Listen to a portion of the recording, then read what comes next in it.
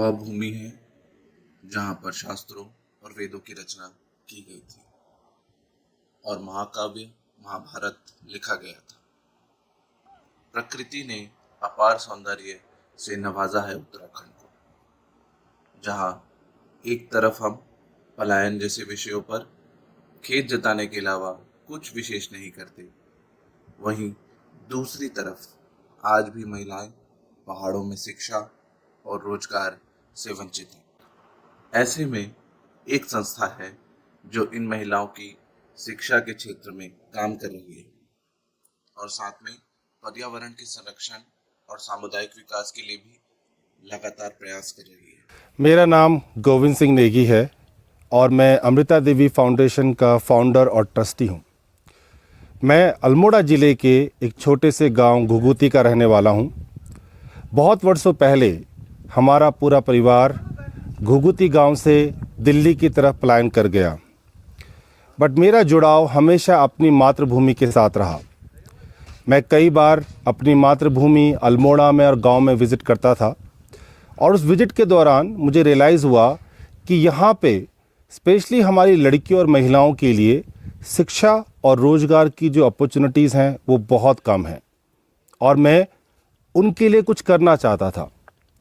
इस तरह से शुरुआत हुई अमृता देवी फाउंडेशन की। अमृता देवी फाउंडेशन के ट्रेनिंग सेंटर्स अल्मोड़ा जिले में परथोला, हरड़ा, घुघुती, मानीला, सिनार और भिकियासेन गांव में हैं। इन सेंटर्स में महिलाओं को कंप्यूटर, सिलाई कढ़ाई जैसे कोर्सेज में प्रशिक्षित किया जाता है और इसके साथ साथ इनको पर्सनालिटी डेवलपमेंट की ट्रेनिंग भी दी जाती है ताकि ये महिलाएं आत्मविश्वास से अपनी बात किसी के समक्ष रख सकें। अमृता देवी फाउंडेशन अपने निरंतर प्रयास से अभी तक सैकड़ों से भी अधिक महिलाओं को शिक्षित कर चुकी है और उनमें से अधिकतर महिलाएं आज आत्मनिर्भर हैं और आज वे अपने परिवार की आर्थिक सहायता कर पा रही हैं। मेरा नाम दीपाली है। मैं उत्तराखंड के अल्मोड़ा ज़िले से हूँ और मैंने अमृता देवी फाउंडेशन से डिजिटल मार्केटिंग का कोर्स किया है और मैं एक यूट्यूबर भी हूँ। मेरे चैनल का नाम है मी पहाड़ी। तो मैंने पहले बेसिक कोर्स किया अमृता देवी फाउंडेशन से, तो उसके बाद मुझे डिजिटल मार्केटिंग कोर्स के बारे में पता चला। मैंने उसमें एनरोल किया और मैंने ऑनलाइन डिजिटल मार्केटिंग का कोर्स किया, जिसके बाद कि मुझे बहुत सारी चीज़ें पता चली, जैसे कि वीडियो एडिटिंग एंड थंबनेल बनाना और भी बहुत सारी चीज़ें। तो मैं अमृता देवी फाउंडेशन का धन्यवाद करना चाहती हूँ। कहते हैं कि किसी भी कार्य को शुरू करना बहुत आसान होता है, पर उस दिशा में निरंतर कार्य करना मुश्किल। लेकिन अमृता देवी फाउंडेशन की टीम ने अपनी लगातार मेहनत से ये साबित किया है कि किसी भी सपने को साकार करने के लिए अगर प्रयास किए जाएं तो वे सफल होते हैं। अगर आप भी अमृता देवी फाउंडेशन से जुड़ना चाहते हैं और समाज की बेहतरी की तरफ एक कदम बढ़ाना चाहते हैं तो आप नीचे लिखे ईमेल के जरिए हमें संपर्क कर सकते हैं। आप हमारे साथ Facebook, Instagram, LinkedIn, YouTube page से भी जुड़ सकते हैं। अगर अपनी कमाई का आप कुछ हिस्सा उत्तराखंड की महिलाओं की शिक्षा के लिए देना चाहते हैं तो नीचे लिखे नंबर पर पेटीएम कर सकते हैं। अमृता देवी फाउंडेशन में हम लड़कियों व महिलाओं को स्वावलंबी और आत्मनिर्भर बनाने पे निरंतर काम करते आ रहे हैं। इसी के साथ हम पर्यावरण संरक्षण के लिए सक्रिय रूप से कदम उठा रहे हैं। ये प्रयास हमारी विंग अमृता देवी अर्थ केयर के अंतर्गत किए जा रहे हैं। इस विंग में हम वनीकरण पे काम करते हैं। स्थानीय समुदायों के साथ जुड़कर हम ऐसे पेड़ लगाते हैं जो फल और ईंधन लकड़ी का उत्पादन करते हैं। इन प्रयासों से कुछ स्थानीय ग्रामीणों को पेड़ लगाने, उगाने और उनकी देखभाल करने के लिए नौकरी के अवसर भी प्रदान किए जाते हैं। हमारी परियोजना के दूसरे चरण में ऊर्जा कुशल लकड़ी के चूल्हे ग्रामीणों को निःशुल्क उपलब्ध कराए जाते हैं। ये चूल्हे न सिर्फ खाना पकाने का एक स्वस्थ विकल्प है, अपितु ये पर्यावरण की सुरक्षा के लिए भी एक उचित कदम है। तो आइए बढ़ाइए एक कदम उत्तराखंड के अच्छे भविष्य की ओर और बनिए हिस्सा अमृता देवी फाउंडेशन का। Let's build Uttarakhand together.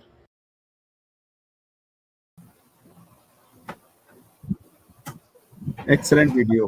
A very good morning, ladies and gentlemen, boys and girls. My name is Mayank Ahuja, and I'm going to be your host for the day. Today, our special guest is Mr. Dhimit Chakravarti, who's a global HR professional. Welcome, Mr. Chakravarti. Hi, good morning. Good morning, Mayank. Very good morning, Mr. Chakravarti. We request you to introduce yourself and let us know about yourself to us and our audience. Sure, Mayank. So I'm Remit. Have been into the HR space for a little over 9 years now, 9 plus years. My journey has started with, or rather, I would say it started with Lava. Then moved to Ericsson, followed by Icor, and right now with Technip Energies. The journey has been enriching. The journey has been fulfilling, and a lot of exciting learning in this 9 years and counting more. At the core of the profession that I am in, I believe human element in the human resource is the key, and when we talk about the ecosystem, irrespective of whatever factors we are getting in or coming onto us, I think human stays the core of it. So with that, a proud HR professional, still learning, growing, and looking forward to learn and enjoy the journey together, along the way. Thank you, Mank. Very nice, Dhimit. So it means what I can understand is that you're also going through a phase that I'm going through, and that can be called as a phase of learning, where we both are True, going in. And true, I think true. we should Yes, go through this phase till our life. right. Excellent. So so the topic for the day is related to the corporate social responsibility, which is beyond metro cities, why rural India should be the focus of CSR. While metro cities continue to evolve with corporate support, the true test of impactful CSR lies beyond urban boundaries. Rural India, which is home to over 65% of the population, and that True. presents an untapped opportunity of meaningful and sustainable change. So let's dive True. into this topic with Mr. Dhrimit. So, Dhrimit, why do you think that rural India is often overlooked in the corporate social responsibility initiatives compared to the metro cities? So, Mayank, see, as you said, 65% of the population, the figure you brought on table, that is one of the striking fact that stays with us. If we go back to the history, the biggest last revolution that we could see, or at least the history tells us, is of urbanization, followed by industrialization, or it could be, an amalgamation of both the things.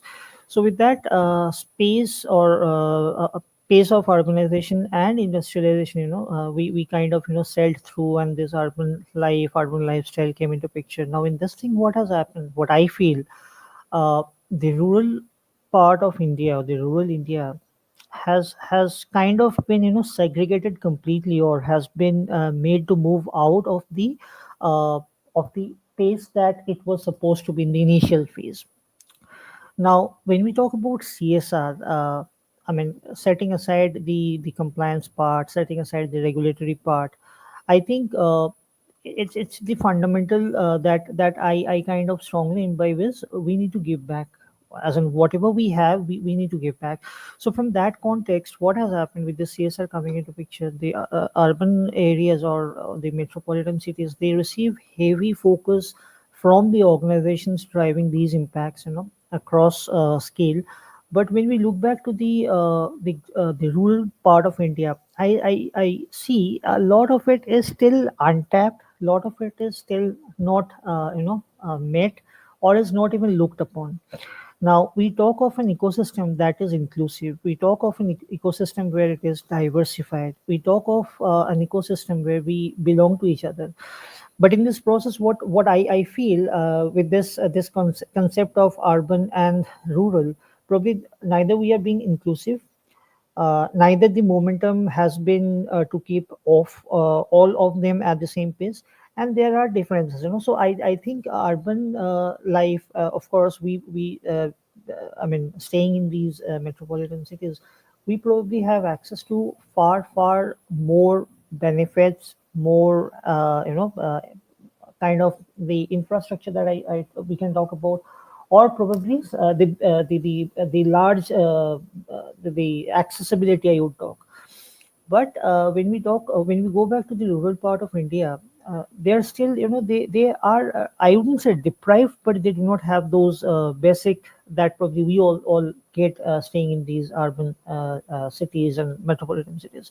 So I think, while CSR is driving impact across India, along with urban initiatives that we take, rural India, if we can take up, and we should embrace it, of course, to make this movement, or make this journey a full-fledged, a full conclusive, or probably I would say an embracing journey for every individual who is present, to reach to that mass. Mind. Right, right, Dhrimit. So, Dhrimit, I also understand. I think it can be maybe one of the factors might be the cost factor, wherein Hmm, a lot of hmm. if we talk about the corporate organizations, they are basically mainly into the metro cities, and to Right, work into the right. rural city, rural area of the country. We have to go over Hmm, there. Probably they have to spend a day or two over there. Probably traveling costs, everything that will also be involved, and probably that might be a hmm, one of the hmm. small reason, one of I lost your mic.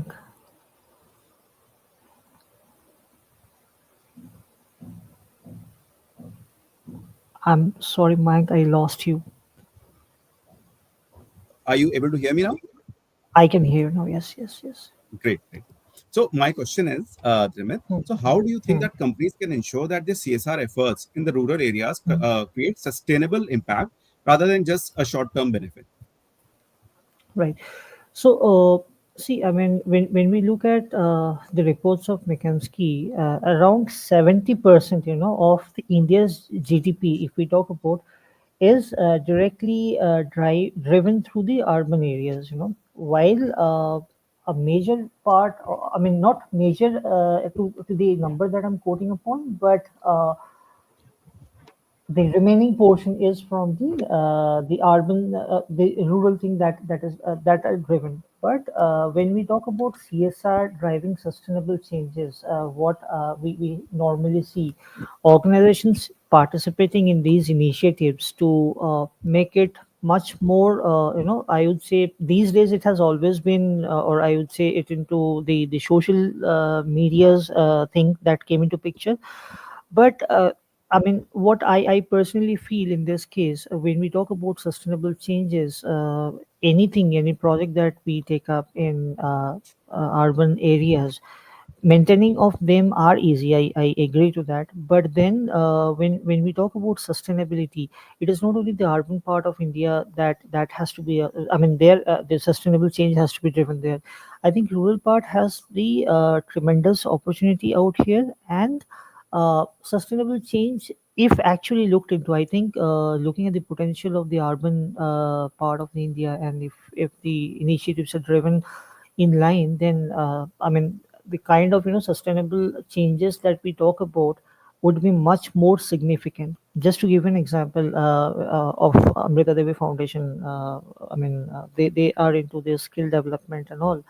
So see, practically, when they do this skill imparting, upskilling and reskilling training of people out in the urban area, rural areas, after a year, probably, if we go and look at the key outcome or the changes that has been driven, I think the participation there would be way more because of lack of opportunities, probably. Whereas if an initiative is driven in the urban India, because of the availability of the opportunities, probably the impact. I'm not saying that there wouldn't be any impact. There would be impact, but substantially it would be low as compared to the rural part of India. So when we talk about sustainable changes, then I think at the end of the day we should always embrace both, the rural as well as the urban. That makes the entire India. So focus should not be only one dimensional, rather it should be a multidimensional, covering each aspect. Plus, if we talk about, or if we refer to this gig economy, which is booming, since last couple of years, Right. probably.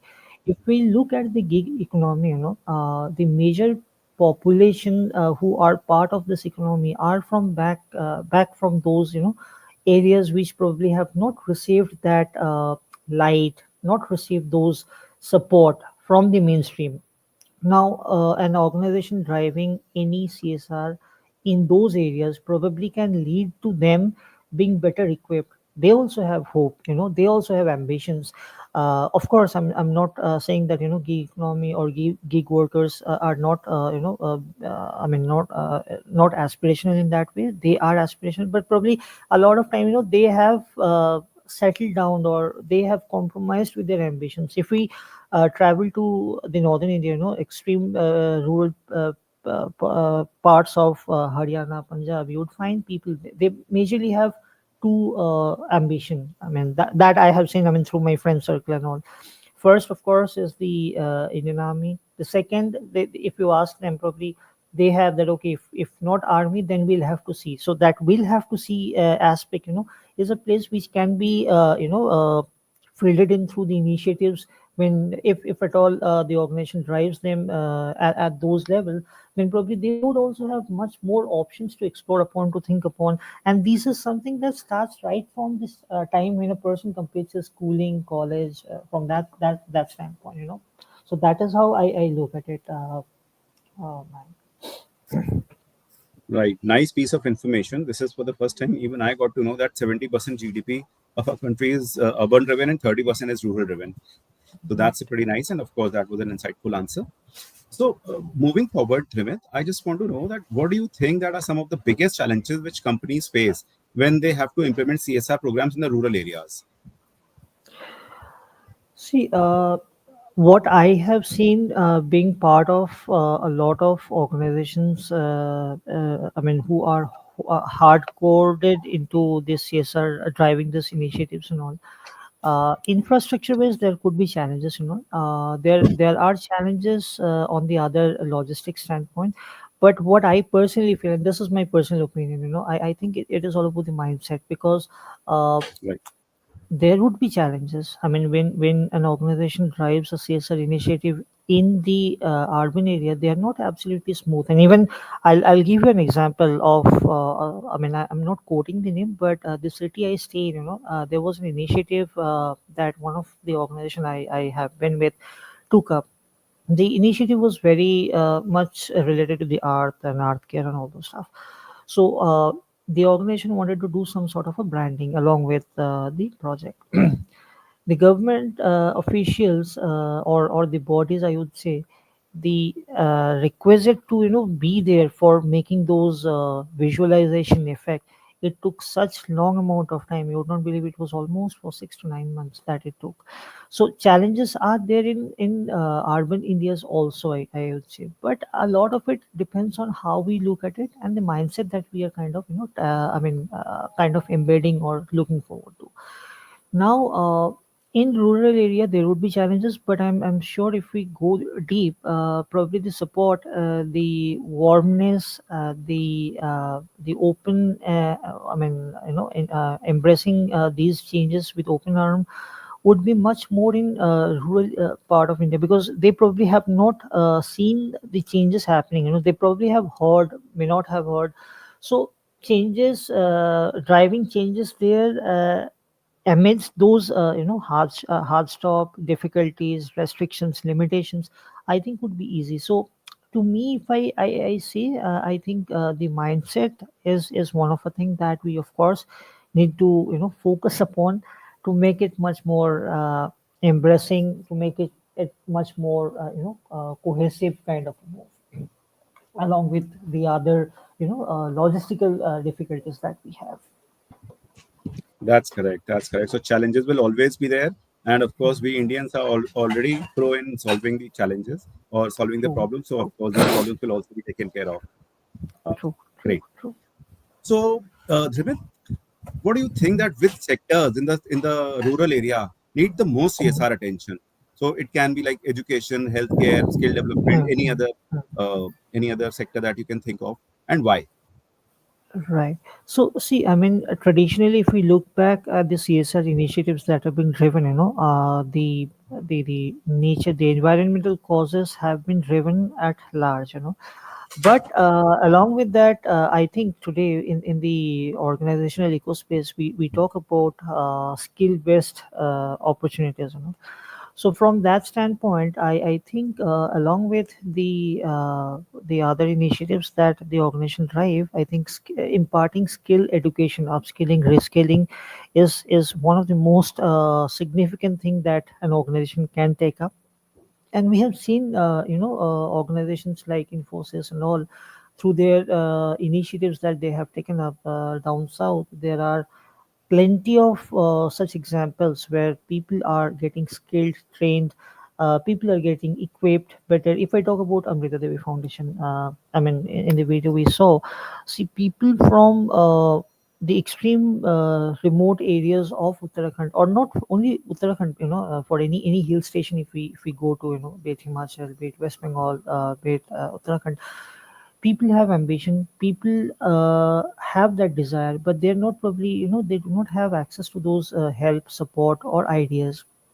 Now with Amrita Devi's initiative in Uttarakhand, if there are people, who are being upskilled, now they are part of the mainstream society. See, we find people across organization in NCR who are who were students of Amrita Devi Foundation's initiatives, so I think along with the environmental causes, the organizations should also focus or start focusing on skill-based, development that we are talking about. A lot of it has started, is in momentum, and I think anybody who probably wants to have much more deep dive of it should take up skill-based, as in the skill impartment more. Requirement wise basis, I would say, to make it much more comprehensive, to make it much more impactful, and to make it much more industry standard. So that is how I look at it, man. That's absolutely correct. That skill development is the main sector which should be looked upon. I think that it is the telecom sector also that needs to go penetrate over there, because skill development can only happen, or if we talk about the virtual way, if we have proper internet, proper electricity everywhere. So many Right. times we have heard that there's a challenge with the electricity, there's a challenge with the telecom also. Mm, Uh, mm, big giants over there, and they don't mm. set up their services in the rural areas. For the Right. obvious over there, they won't be able to get that kind of revenue, the return on investment. So that is how this thing, the CSR activities or the CSR initiatives are required. In addition to that, I think the government is also trying to do something, so that they are also giving some offers, or maybe some Mm, policies mm, mm, for the telecom sector, so that they mm. start building up their setup in the rural area Right. So, anyway. see, I mean, if we look into it, Mike, I mean, again, penetration range of digitalization in India is not that significant as compared to the urban part of India. There are still places, if we go in those extreme, end of the rural part, you would find people having Android phone, but probably they are not very. I mean, first, connectivity is a huge issue of the network. Now, second, if even if they have connectivity, for an example, probably the kind of exploration a person who has access to those, those, I wouldn't say skills, but those basic information would be doing through an Android phone, or through the basic whatever system they have for accessing internet, is not something that the rural as in, I wouldn't say rural and urban that way, but anybody who are from those specific thing have not even got exposure. So why I this topic is close to my heart. I mean, when you said CSR in rural areas, I always believe in one thing, and this is a firm belief that I have. See, when we at the time of birth, we are not given a checklist of choosing whether we want to take birth in a rural or an urban area. It is You are all right. that is driven by uh, I don't know, I mean, if we should say it to be a system or something, but then everybody in this ecosystem has equal right of thriving. We talk about thriving today. We all have roots back from the as in the rural areas. We kind of shifted towards the urban part for studies and all. We have started doing our uh, bit, pieces, I mean bits, whatever is required. But then again, today when we go back to the rural areas, as in our hometowns, as in our back to our roots, it gives us that sense of being there. So when we say so much about it, then I think along with the government initiatives, along with the CSR initiative from the organization scale, I think each one of us can also take a small act of change that we want to drive. And probably that today, if it may sound or may look, when we look, it may be insignificant, but it has the power of creating that rippling effect. And why not to be a change, I wouldn't say leader, but a change maker in this movement of the change that we're driving, or the CSR is imbibed in it, has imbibed in it. I don't know.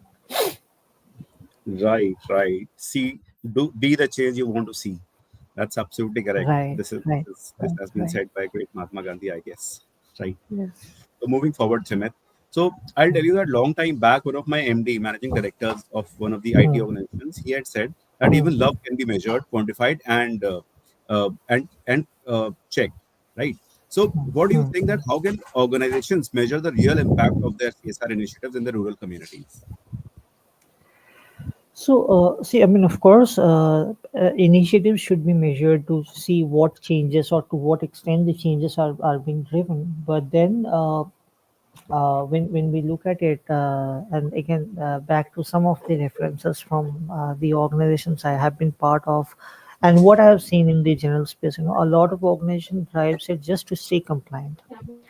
If we have that thought process of staying compliant and driving an initiative, then probably it is never going to yield that result, because we don't have long term vision in those approaches. But in case if we have long term vision, and we move out of those guardrails of being compliant, just being compliant, uh, a lot of it can change, a lot of it is changing. And again, there are a lot of organizations who have been into this long term vision. In fact, if I talk about my current organization, uh, overall, if I talk about in our ESG thing, we have this embedded, the CSR initiative embedded. So now that what happens is, let's say there is a change, or let's say there is an initiative that the organization is driving through, a long-term project has been taken up, the organization is driving through, and year on year we can see what changes, or to what extent the requirement, or the gaps that were identified at the initial phase are getting fulfilled.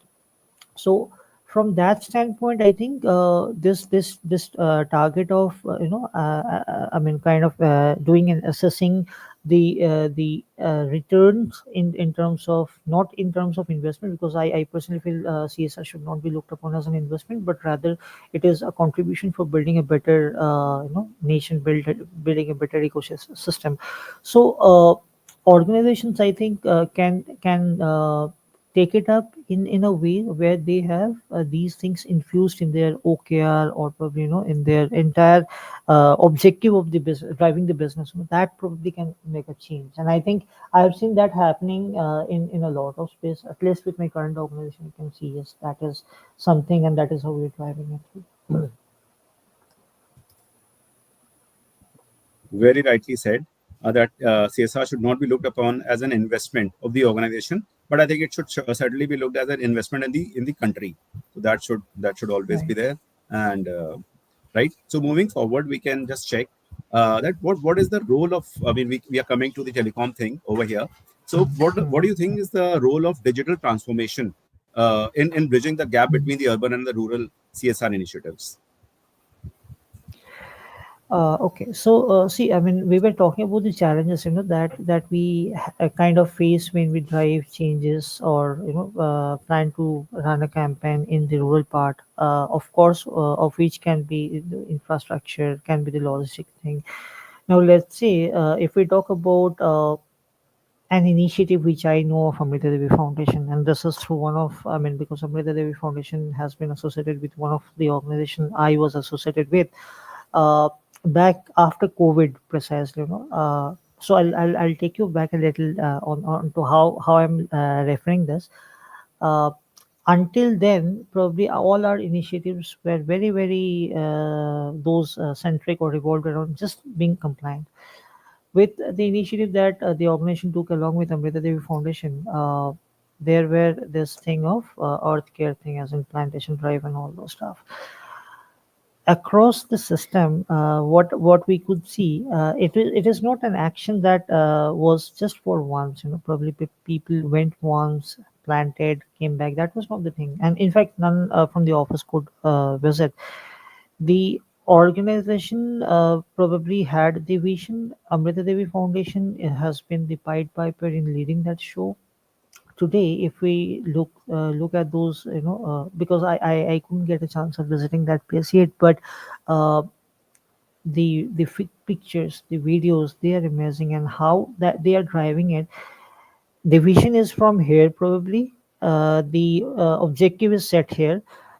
The community standard was, if I talk, it's a community from those places, who are driving this change, driving this momentum. A plant which was planted 3 years back has grown up now. And now, when that plant has grown up, it did not grow just because of the rain or the sunlight. It has grew up because of the efforts that people from those, be it villages, be it that social sphere, have contributed to. Now, today, when we look here, I mean, from here, when we want to, check out, when we want to see those things, probably gives us that sense of accomplishment that, okay, we couldn't be there, but the organization has driven it, and I mean, it is visible now. Now, similarly, when we talk about skills, upskilling, reskilling of, individual at a large, there are a lot of training centers that are run by Amrita Devi Foundation in around Uttarakhand. I mean, entire Uttarakhand, I'll say. But probably there would be few specific areas or few specific, bodies who are probably away from those centers. Now, imagine a center is being run for upskilling and a skill development of the people. That same thing is transmitted on the digital platforms as well. What happens, that definitely creates, that definitely amplifies the overall objective.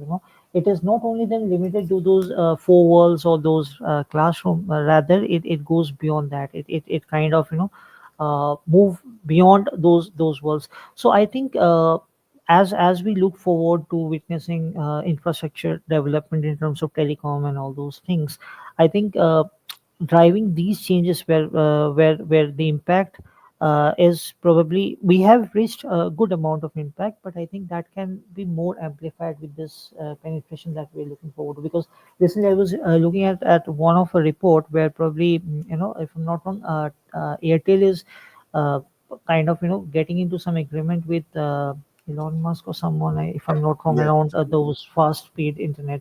So, but the problem statement that I see is, Starlink. irrespective of whatever we do, at times, being in the metropolitan cities, being in the areas, you don't get proper network. So infrastructure wise, telecom network wise, I think a lot of thing has to be accomplished. But yes, definitely, when I look back, we have improved significantly, but probably a still of it is yet to achieve, I think. Right, you're absolutely right. As you said that Airtel is getting into some agreement with Mr. Elon Musk. That's correct. So Starlink is the company, and Airtel and Jio also with Starlink, they are going to have a deal wherein they are going to provide the services. Though it is going to be, it is said that it is going to be highly expensive, uh, Hmm, hmm. and then they are going to provide these services through the satellite. So Satellite. that way, it is going to reach the rural area as well. But Hmm, then hmm, I got to know that at this point in time, India has the lowest. I mean, it is the one of the most economical prices for the internet that we pay. But then once that comes in, hmm. that is going to be multiple times higher than this. So it Right, is going to be right. what I heard was, it is going to be around 6,000 rupees per month, that internet data that they are going to provide. At least Uh, at this point in time, they are providing it at some other place. So hmm, the hmm, equivalent value in terms of rupees is going to be this. So it is going to be, of hmm. course, challenging. So of course, once Elon Musk or True, maybe true, that organization comes to India, to a true, price sensitive country, then of course things true. may be different. But yes, it is going to be not only challenging, but it is going to be, they are, I think, going to move towards the win-win situation. So if that Hmm, happens, hmm. that can be really, really beneficial. Right, Great, right. Amit. So moving forward, so can you share some examples of successful CSR initiatives that have actually transformed the rural communities? So, if I talk about one of the major example that comes to my mind is by Tata Power, of the skill development. It almost helped 20,000, if I'm not wrong. It was 20,000 or 25,000 in the rural areas of Maharashtra. Their initiative was driven only across Maharashtra. That is what I have known. So 20-25% 20-25,000 youths getting skilled upgraded, or probably skills imparted. And this happened from I mean, like we have blocks, block subdivision. So this initiative was driven within, I think specifically within 3 districts of Maharashtra. So that initiative has now amplified, and they are doing it. I'm not sure of what exactly skills development they're into, but that is one of the thing I remember. Talking about our own Amrita Devi Foundation, if I talk about, uh, uh, kind of 3 years back, the kind of quality education that Amrita Devi Foundation was imparting. See, I think because of that only today, in being in Delhi itself, you would find organization where students of Amrita Devi Foundation's skill development centers are being part of the mainstream organizations, getting into digital marketing, getting into the digital spaces. So the impact has been there. Infosys has been driving it significantly in the southern part of India. A lot of places in Karnataka has undergone massive upskilling and reskilling for the females. And I was reading out some articles around, and it showed almost it was around 80,000. But then the catchy part here is they call it pehla Pehla Nanhi or something. I don't remember the exact verbiage, but it was only and only focused towards the female the population, around skilling, subskilling. Right. So I think they have created impact, and it's always good to empower females, making them bring up to the upstairs. I mean, upstairs as in to the upstream society. But then if we go more deep into this, I fear of one thing. Today we talk so much about DEI, DEI, DEI. See, we talk about diversity, we talk about inclusion, we talk about equality. Equality is something that has been given to us by the Constitution of India. Inclusiveness is something that is an action. Now, when we talk about the diversity, a lot of it in this space currently has only been limited or restricted towards the gender diversity. But when we talk about these initiatives, CSR initiatives and all, being driven by organization, I think while at the core of it remains the ecosystem, the opportunity should be equal for both, for a female as well as a male. So that is how I kind of look forward to it.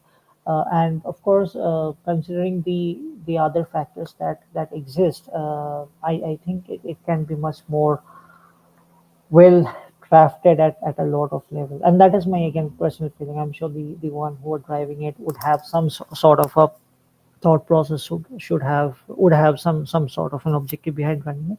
But I think we could, I mean, it's always a phase where we can still improve, still learn and all. Right, right. Scope of improvement is always there. As we said, we have a lot of time. Lot of time. So every now and then we have to evolve. So no matter where we reach, evolve. We all have to evolve continuously. And you very rightly said that opportunities should be equal for both male and female. Over here, Right. at times, one even if a single gender misses out, then it is a challenge. Because So today the way we are driving it, Mike, and this is my personal opinion, absolutely my personal opinion. While DEI is there in the lifeline of organizations or in the ecosystem, but then probably limiting it or restricting it only and only to gender specific diversity is probably not the full thing of the diversity. This way, what would happen today? What we are focusing extremely, I mean, significantly tomorrow, that is going to lead to the other way. It would flip the coin. Probably, a day would come when you would find that gender-based diversity has gone to an extent, and probably today the one who are less in numbers would be more, and the more would be less. So that balance has to be there. that's correct. So we have a long way to go over there. True, Right. true. So moving forward, one of the ways is Mm-hmm. collaboration to move forward. So with Hmm, collaboration is hmm. extremely important. So, how do you think that businesses can collaborate with local governments, NGOs, and community leaders to maximize the CSR impact? Right. So, see, I mean, the way I look at this particular thing, let's say an organization wants to drive a specific initiative in a area, identified area. Now, local communities from that particular area would be much more aware of what exactly is the missing thing, rather than, because at the end of the day, what happens in the boardrooms, people can have a vision, but then probably people would not have those ground realities which the local communities can bring on table. Now, today, if a local community kind of helps the organization identify specific interventions that are required for them to maximize their impact, and if the organization imbibes that, I think that is going to help significantly. The second thing is, of course, when we talk about these initiatives being driven across the India, across Indian geography, a bigger part of it is how do we make everybody be a part of this journey, because this is not I mean, this can never be a solo journey. People would always have their ways of working it out, but people coming together for a common cause, common mission, and common vision, I think would be a game changer. And it has been, in a lot of instances, I have seen personally myself that it is becoming that change leader in itself, this mass inclusion of people for driving these changes. And also in some of the initiatives that I have been I got the opportunity to be part with. uh, I'll specify it very, very categorically. We drive an initiative in the urban areas today. Probably a land behind beside my house is getting afforested or something of that sort. I would probably look at it, okay, but when these things are driven in the rural areas, or there, I mean, I have witnessed it that the participation of the community is more. There are resistances, but of course the participation, once that they're able to come out of that resistances, the participation is more. So making it, when we talk about making it an inclusive ecosystem, I think it has to be an effort from all the ends. It cannot I mean, these efforts cannot work in silos. And from that standpoint, I think while the boardroom still continues to identify, still continues to plan, uh, making this impact more, I think, community wise awareness, community inclusion, and community I mean, people standing across is required. Right, Jamit. So moving forward, I can see that incentivizing has always helped to get bigger and better results, either in the Mhm. organizations or through or from government to the organization. So Mhm. what I understand is sometime back I read about something that even government is giving the production linked incentive to many of the organizations. Mhm. They can start doing the production over here in India, to the organizations in India, and to the organizations, of course, who are coming who are here to sell their products. Uh, so, what do you think that what incentives or policies can encourage more companies to shift their CSR focus towards the rural area or the rural India? So see, one thing that I feel personally, I mean, some sort of a tweak on the taxation areas can definitely be a game changer. While, I mean, if we look at CSR, and I mean, through the experiences that I have, I mean, if I talk about my own experiences through the journey that I have traveled through, at the time when I started my journey, probably, CSR was there. As I said, it was all the more meant for being compliant, because the it has been laid down that the organization has to follow. So it was under that compulsion that used to get driven. But now I personally have seen a change in the entire approach, change in the acceptability, and the change in driving this entire change. Now, on this particular thing, government is doing its part, while the CSR driven activities that are there can get more of subsidies, probably less of those hard stuff. Because as I was giving you an example, a simple initiative of branding of a project that is being done by the organization in a urban area, it took almost a year for getting an approval. It was not, I mean, ideally it is not that difficult, but the process has been, I wouldn't say process, but the way it has shaped up so far, getting the most single thing takes the maximum time. Today we probably want to say that we want to drive a change, or probably we want to initiate something in a place. I mean, being from the NCR, I can say you that today, if let's say we plan for something, we would not be able to start unless and until we get those permissions, required approvals, and that process of obtaining those permissions, approvals, seeking them from the respective authorities, it is not very easy.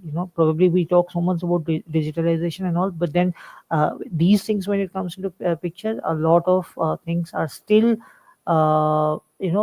being followed through those old style. So time is another thing. Today, in today's environment or ecosystem, we talk about our time awareness. We are much more time driven. So something that probably would take 6 months, and probably at the end of the day, if I have to give an ROI to someone, I would say that okay, I would not invest those 6 months here. I would probably go and take it somewhere else where it is easy.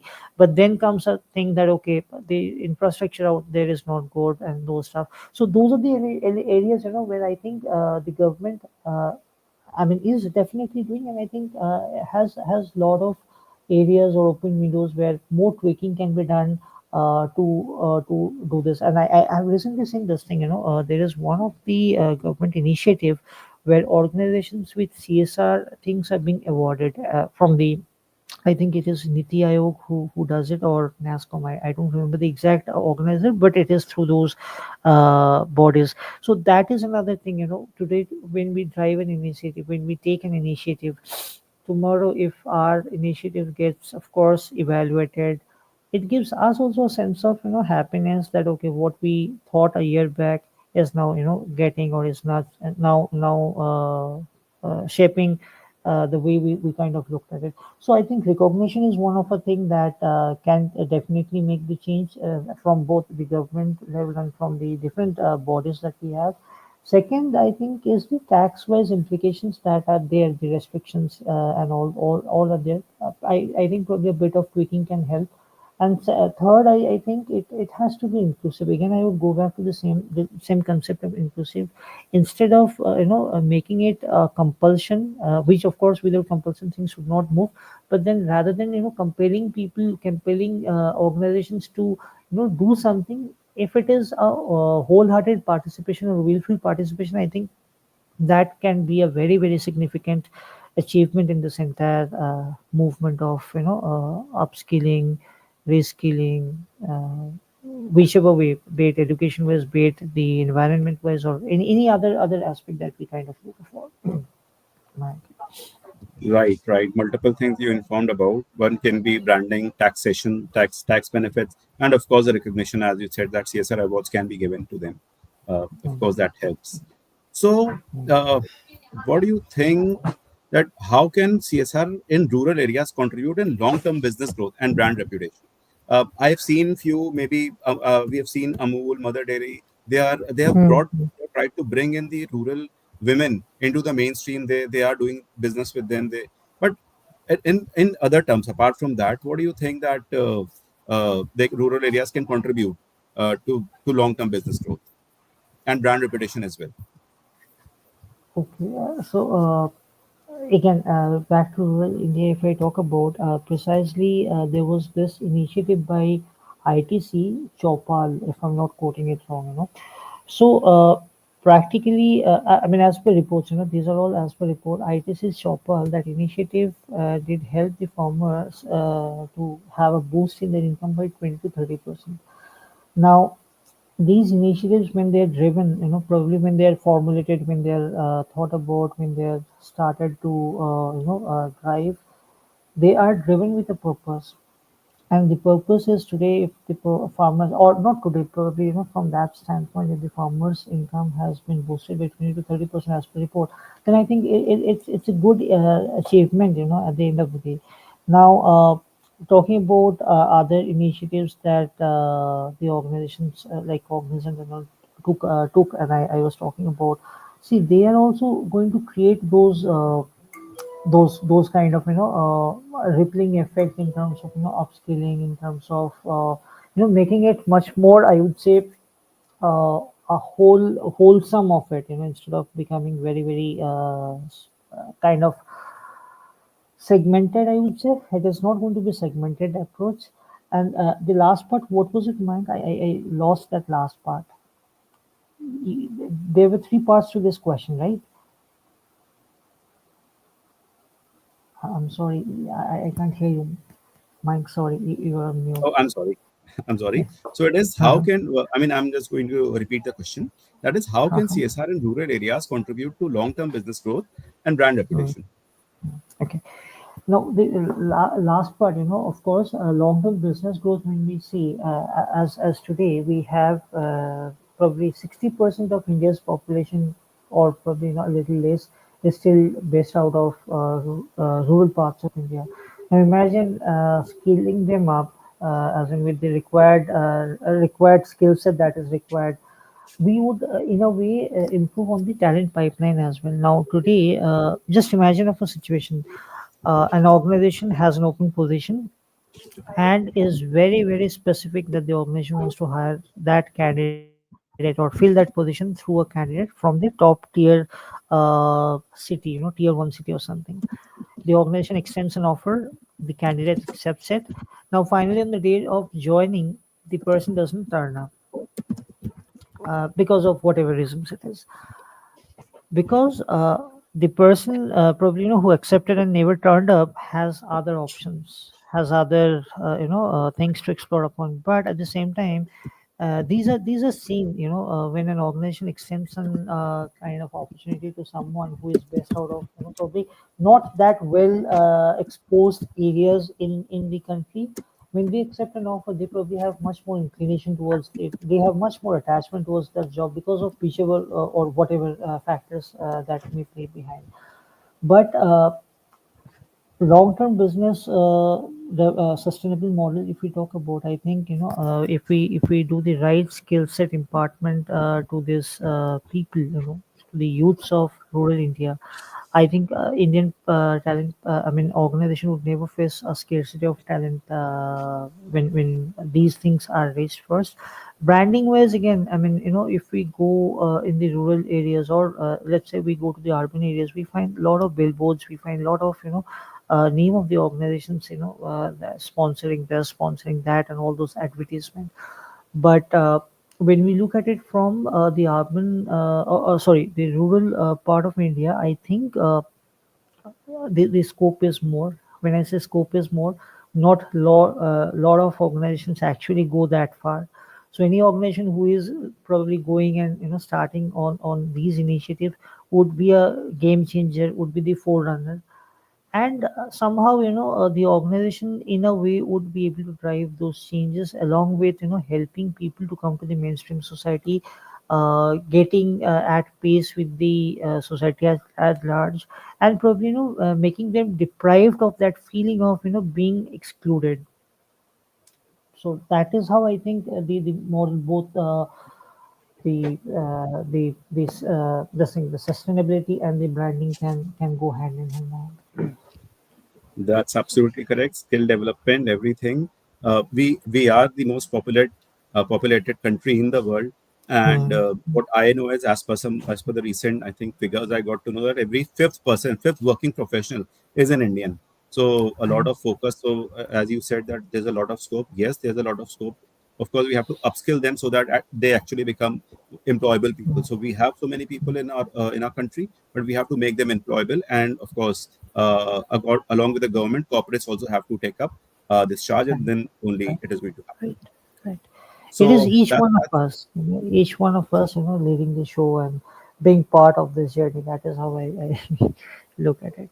right, right. So the patriotism, so this thing has to come from within, and we all have to step up Right, and do something right, for the society and for the rural India people, so that these CSR initiatives can happen and they actually bring in the change that we actually want to see.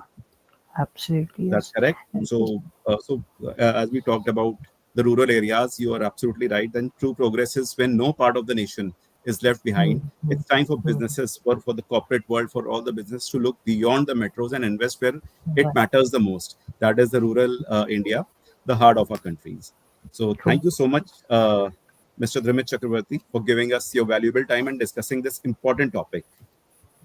Thank you so much. Thank you for the discussion. Of course, it was insightful, and we look forward to learn and grow together. Yeah, I think our audience and I, we both have learned a lot from this discussion and from your insights that you have given. So thank you so much, our audience, for joining us. We will see you soon with another important topic. Thank you so much. Namaskar. Thank you.